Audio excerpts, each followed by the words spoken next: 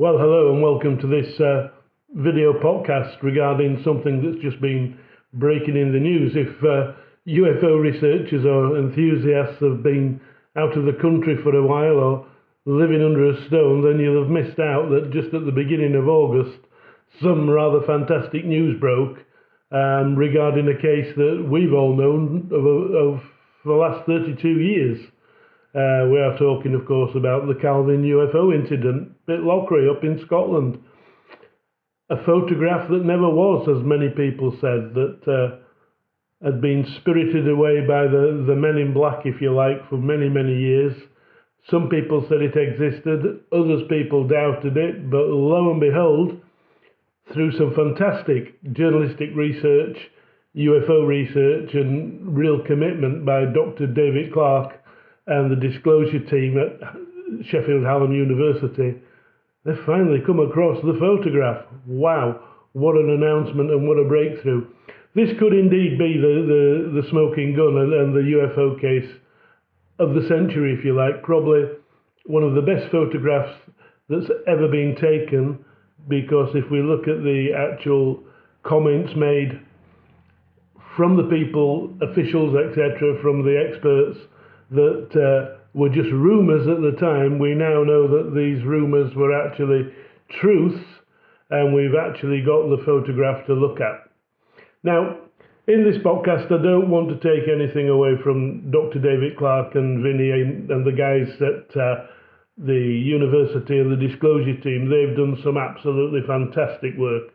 You know, when we look at cases around the world, this is proper research. This is getting your feet on the floor, knocking on doors, picking up the phone and finding out real information. And it's paid fruit this time. It's taken many, many years because, of course, David's been trying to get to the bottom of this one since 2010 when the case was 30 years old and he was working on the release of the final set of MOD classified files to be released into the National Archive, of which David is the custodian of the MOD files. You know, very privileged job indeed, and he's been the mediator between the MOD Q Records Office and the UFO subject getting this stuff out there. And of course, when he came across the file, thinking, well, 30 years is up now, we should be all right to find out at last who the photographers were. No, their names were actually obliterated from the file, and indeed another 50 years have been put onto the secret file, which meant that not the photographs as such, but to protect the identity of the witnesses, this was deemed that it would be 2076 before anybody could actually see the names of these people. Well, anybody with an interest in UFOs and research from the 1990s ain't going to be about in 2076. So, you know, it was pretty much locked up, safe and secure, out of the way. So the background to the story, one or two things differ depending on who you are and which road you take. But we're going to say these two young lads, two teenagers, young men, were actually working at a hotel in Pitlochry, which is up there in the Highlands. It's north of Perth. It's a beautiful, beautiful area. Basically, they were there to earn some money for the summer. What they were doing, they were working in the kitchens, some say chefing, kitchen porters, whatever. They were doing a summer job and trying to get themselves some money together to enjoy the summer and to have a bit of a holiday. And taking time out this particular evening on the 4th of August in 1990, they took a car journey some 12 miles north of Pitlochry up into the Calvine area and to go hiking. This is what we're sticking with. The stories kicking about the internet where people are putting two and two together, suggesting they were up there doing something they shouldn't have been. Let's stick with the story. They were up there going for a walk, going for a hike in the late summer evening. So it's 9 o'clock at night, just to reiterate the time, because some people have said, well, it'd be dark at 9 o'clock on the 4th of August. Well, it's getting dusk at 9 o'clock on the 4th of August down in Yorkshire. down in the south of England. But don't forget, we're quite a way north up there, so sunrise and sunset times are quite different. You know, if you look at the records and the times, you'll find that the sun would still be, you know, there'd still be plenty of daylight at 9 o'clock at night on the 4th of August, and I think you'd be looking nearer towards being dark at 10 o'clock. That is irrelevant. The photograph was taken, and the rest is history. History? Yeah, let's go through what happened. So the guys are out there taking a hike, and all of a sudden they're confronted by this diamond-shaped object hovering. Not very high in the sky, it's in their eye line, they can see this thing. It's 100 foot across by their estimations, and it scared them. So much so that they backed off and found some cover within some trees. While they're watching this thing, they can hear a very low humming sound. All this detail, of course, is from the report that went to the Scottish Daily Record at the time. We'll cover that in a moment. But as the story unfolds, one of the guys remembers, I've got my camera in my bag, let's take some photographs. And he manages to fire off 6 shots of this object. In the meantime, they can hear high-powered jet engines in the distance. And lo and behold, what we believe to be either a Harrier or a Hunter circles this object some 3 times, makes close passes. Some suggest there were 2 aircraft, some suggest it was just the one. But what we've got is an unidentified object hanging in the sky, in the late evening sky. It's buzzed by very fast jets, very loud jets. As the jets have passed, this thing starts to hover, lift a little bit, slowly at first, and then off it goes, shoots off into the sky, never to be seen again. Well, you can imagine the witnesses were quite perplexed, quite terrified by what they'd seen. But again, amazement, you know, wow, we've just seen a UFO, we need to tell somebody about this. And what they did was contact the Scottish Daily Record, which was Scotland's biggest selling newspaper at the time. It had full coverage of the country. You know, it wasn't a local newspaper, it wasn't a local advertiser, this was the daily paper. And they sent the photographs and the negatives to the Scottish Daily Record picture desk. Now, when the picture editor gets hold of these photos, he realises there's something a bit different. This is not just the usual lights in the sky, it's quite a clear daylight image of something that shouldn't be there. So he wants a comment from the military. You know, the first port of call is to the local RAF base, which local is a good few miles away down in Perth, and speaks to the desk officer there, the communications officer.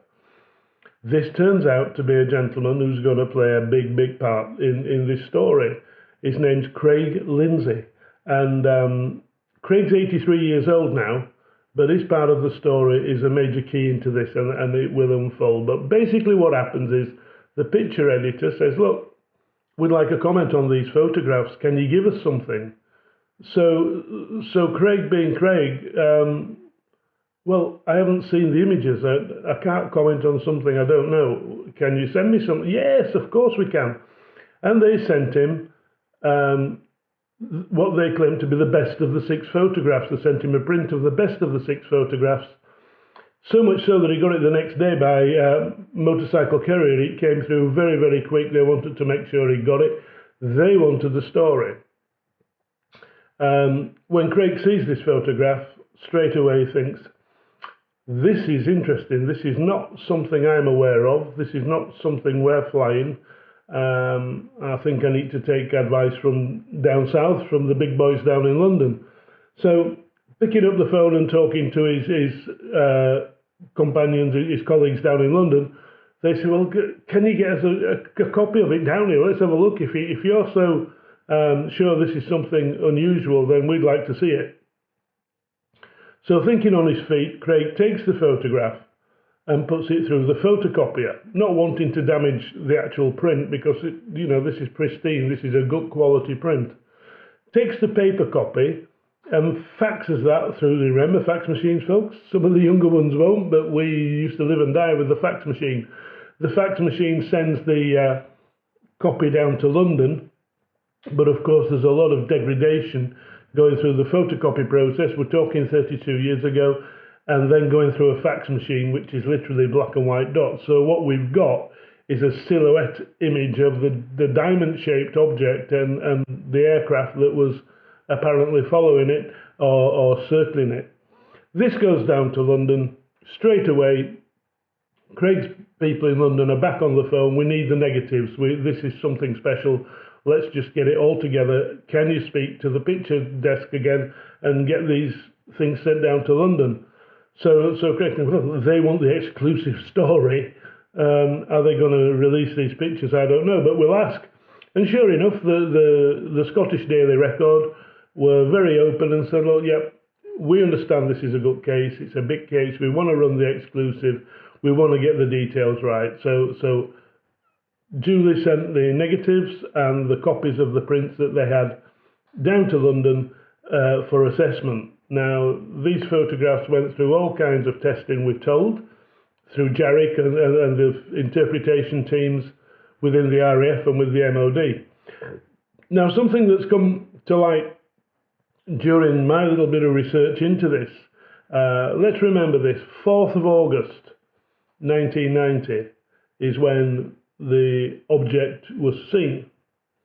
We don't know how quick the photographs were sent to the Daily Record, but you would think it would be within a couple of days. Now, there is a memo, and I'll put it on the screen for you there, that suggests that, well, it doesn't suggest, it tells you, it's a minute from the MOD, that says they received the photographs on the 10th of September.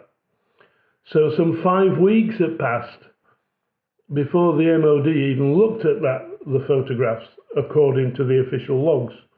That's something we may have to bear in mind a little later on in this journey.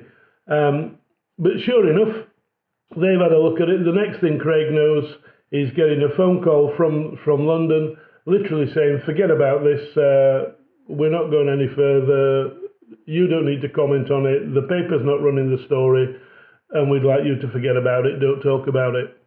And basically that is what he did. He never spoke about it again.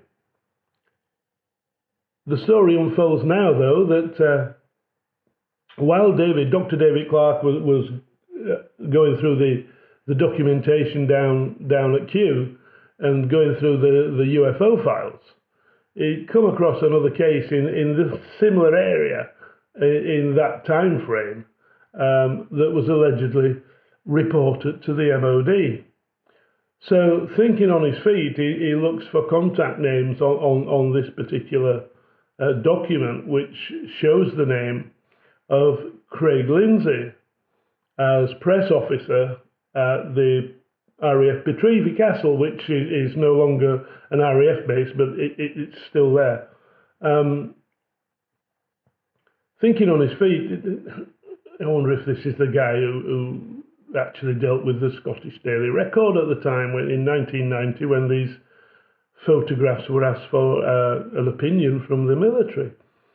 Using good old-fashioned journalistic skills, David gets contact for Craig and rings him. And to his amazement, Craig Lindsay answers the phone and says, I've been waiting 32 years or 30 years for somebody to ring me about this. He says, you're talking about the Calvine incident, aren't you? And yes. So this guy's been sat on the story. He's been told not to speak about it for 30 years. And in his 80s, he's now sat there with a researcher asking him questions about something that happened 30 years ago. Now, Craig served in the RAF for 10 years, obviously long retired, but yes, he was there at the time, and as you can see there, we've actually got a picture of his office, and there's his name there in the directory as senior communications officer. And Craig says, I've still got the photograph. Well, of course, David Clark's eyes would have lit up, thinking, right, we've got some meat on the bone here. You've actually got the photograph. He says, oh yeah, he says, I put it away for safekeeping. He says, and it's been in a drawer in between a bucket for 30 years. So once again, the disclosure team, David Clark, make arrangements to go and see Craig up in Scotland. They have the meeting, the photograph shown to David, and with some good negotiation skills, David got Craig to release the image, one, into the domain so it can be seen, but two, to give ownership of it to the Sheffield and Hallam University Archive, which means that the photograph will be put safe in a public place for many, many years to come, and won't get spirited away within the branches of the MOD like these things have in the past. So basically that's where we are. We've got the photograph.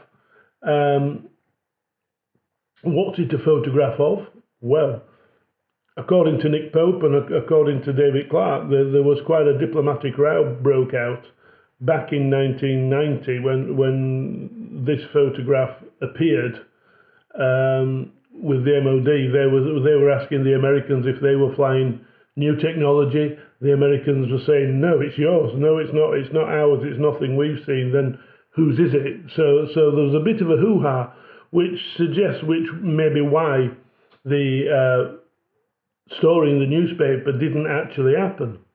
Another big link to that one is that at the time, the editor of the Daily Record was a gentleman called Endel Laird, a well-respected editor. He looked after that newspaper and others, sadly no longer with us.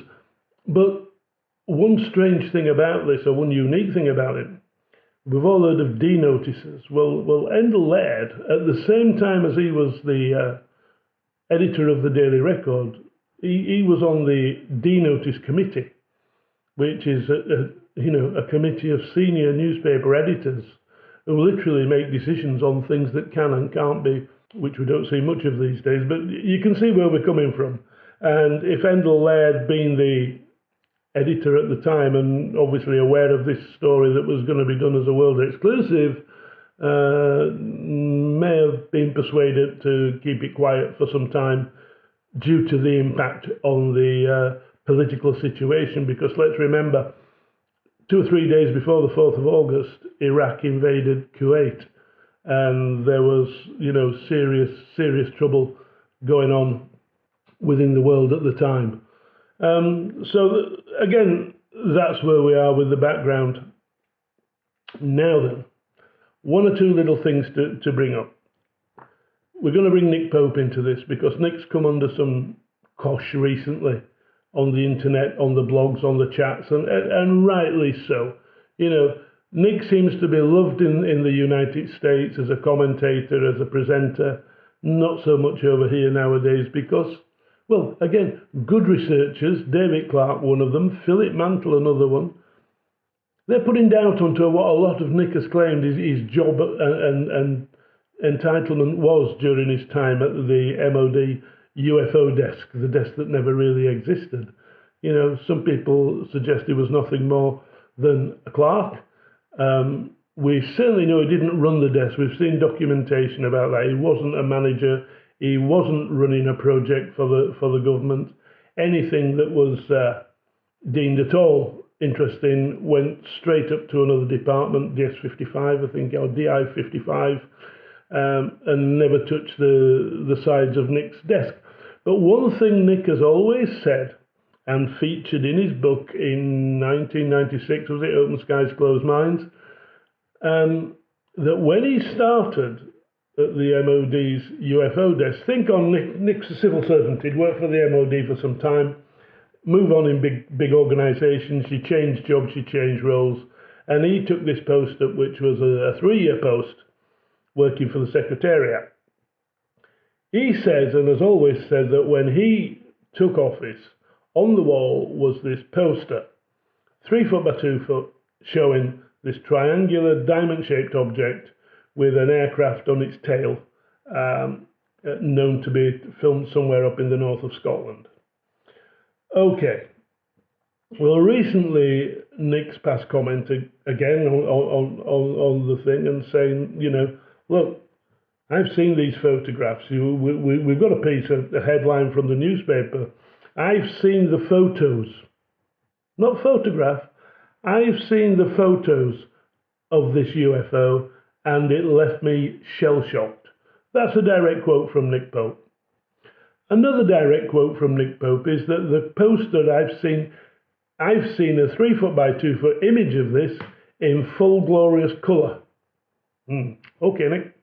Well, thanks to Andrew, who's a member of the disclosure team and a very skilled image analyst based down at Sheffield University, Sheffield and Hallam within the disclosure team, done some very in-depth work on the photograph that Craig had provided and come up with a heck of a lot of information that's very valid. Unfortunately, it sort of drop kicks Nick Pope's claim on its head because the film was black and white. It was never filmed in colour in the first instance.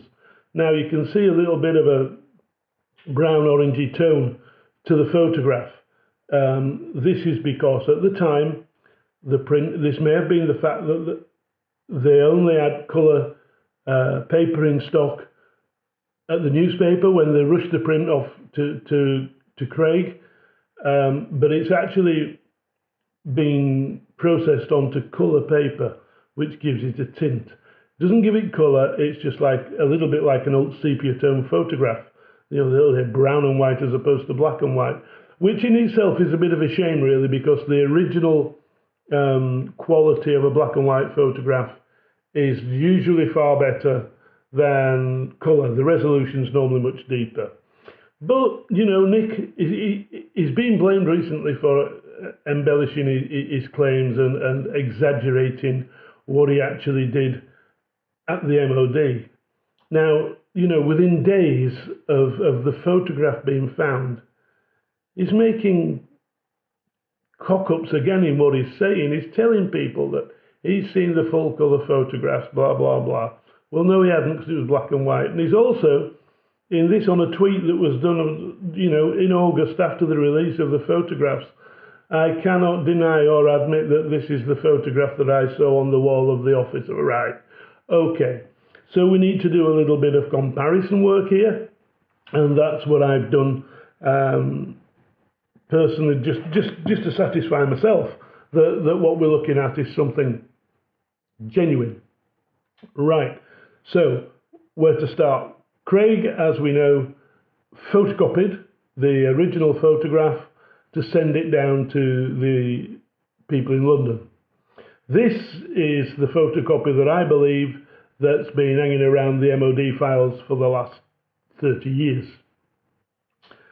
So if it's a photocopy of the photograph that Craig had in his possession, then it's a photocopy of the photograph that we've now got in the possession of Sheffield and Hallam University Archive. So by doing a simple overlay, one on top of the other, we can see if these things match up. Now, I know, let's go back to the old President Truman days signing, or J. Edgar Hoover signing these documents in the Magic Handbook. Yeah, we know that copy after copy after copy does vary. This was a straightforward one-time copy through the fax machine, lay the two on top of each other, and as you can see in the image, the two line up absolutely perfectly. So that tells me that that's genuine. Okay, now then, thinking on that, I thought, well, let's have a look at the mock-up that was done by the Sun newspaper that Nick Pope had a hand in. He was consulted on this, and it was done to feature on the fact that the documents are being held back for another 50 years, I believe, and this was run in the Sun in 2020, I believe. I might be wrong with the dates, but this is the mock-up. Now, when you look at the mock-up, it was done from the black and white photograph, the black and white photocopy. The object dimensions are exactly the same, so I would think that the mock-up artist has actually traced the shape of the image to get the scaling right on his piece of artwork, it's a great piece of artwork, let's be honest. It's nothing silly, it's no little green men, it's a military aircraft, and it's a big structured solid object that we see in this. The aircraft in the mock-up compared to the actual photocopy is slightly out, which that's just probably artistic license. So you can tilt the wings of the aircraft a little bit more and make it look more like what we suggest it was. That's fine. The thing that intrigued me on this one is that the actual detail included on the mock-up is something else, because let's compare the two together. If we look at this graphic, we can see that there's areas on the mock-up that are so consistent with the real photograph that could never have been determined from a black and white, and literally black and white photocopy. You know, all he's got is a silhouette of this thing, but yet he's managed to get the rim right. There's a seam that seems to run across on the original, the tail plane, etc. All this is actually done from this lump of black and white paper. I don't believe that. And I do have a suggestion that has been kicking around on the internet, that where did the poster go that was on the wall of the office when Nick took office? And some people have suggested it went with Nick. I don't think that's the case. You know, I don't think he'd risk his job on something like that. But wouldn't you be interested in taking a photograph of it if it was on your office wall and you got the opportunity and this photograph blew you away? Perhaps take a photograph of the poster.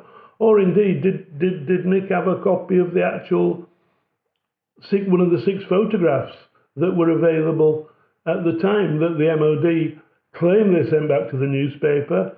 The newspaper claimed they'd never received them back, and hence the mystery that we've never been able to get hold of these photographs. So it opens the can of worms a little bit more, doesn't it? It's the provenance of the photo is as good as it gets. It is a big case. But we go back now to the big old question, and the thing that I do, and people are going to berate me on this one and say, well, what's it a photograph of? Is it British stealth technology? Is it American stealth technology? Is it foreign technology? Is it alien technology? Or is it a hoax? And there's quite a few people out there that say, well, this is fantastic work and we've got to the bottom of something. This photograph's true, but could it be a hoax? Well, there's a big part of me wants to believe this is a photograph of real technology, be it ours, theirs, or whoever's. But there's also a niggling part in me that suggests that this might well be a hoax. Now, where I'm coming from on this, again, we can look at the picture and start looking a little bit closer. There are 2 areas for the photograph that concern me. One, the framing of the shot. Okay, so, you know, when you get a professional photographer in to do your wedding, to do your christening photos or whatever, he doesn't cut people's heads off, he doesn't chop their legs off, he doesn't miss things out of the photograph.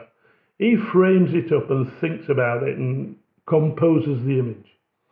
Well, if you were faced with taking a photograph of a diamond-shaped UFO with fast reaction jets buzzing it, how would you frame that? You know, the Harrier, if it's a Harrier, people will say, well, it can hover, it could be stationary in the photograph.